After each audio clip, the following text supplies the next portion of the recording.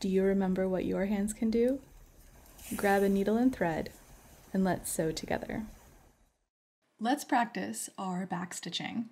And for this tutorial, I'm going to be doing the type of backstitch that touches one another, that essentially looks like it's been done with a sewing machine. So to begin, I've already pinned my fabric.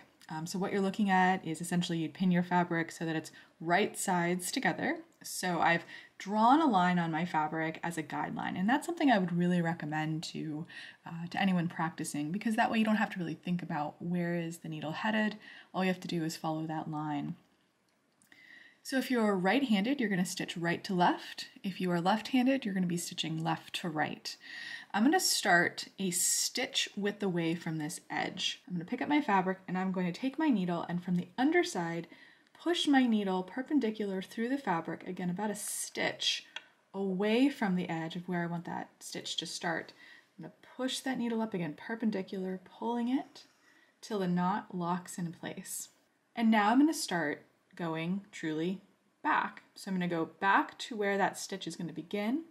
I'm going to dip my needle down into the fabric, and then I'm going to progress forward on the other side of that tail. And so this is what your stitch is going to look like. We're not stab stitching. We're going to make sure that this needle is in essence parallel to the fabric as we're working, and then parallel to our bodies as we're working.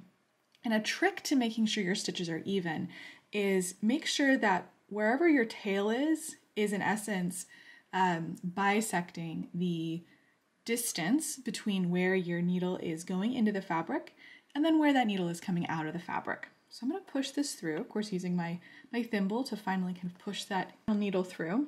So I've done one stitch, and now I'm going to go back to the stitch that I just did. You can put it through the same hole, you can put it right next to the hole, you may even put it just slightly underneath that hole. I've seen kind of all of those done on historical clothes. I'm going to push this down through the fabric and then gently kind of rock it up. Again, that same distance, that tail is going to bisect the distance between where the needle comes out and where the needle goes in. Pushing it through, picking it up again. Now laying in that other stitch. And we're just going to continue to stitch down the length of this fabric.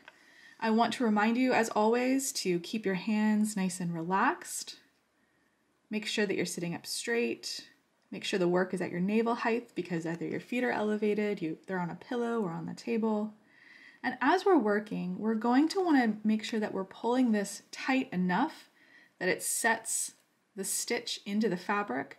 Not so tight that it really gathers it, but if it's too loose, it's not going to set in the seam correctly. The back side looks like this.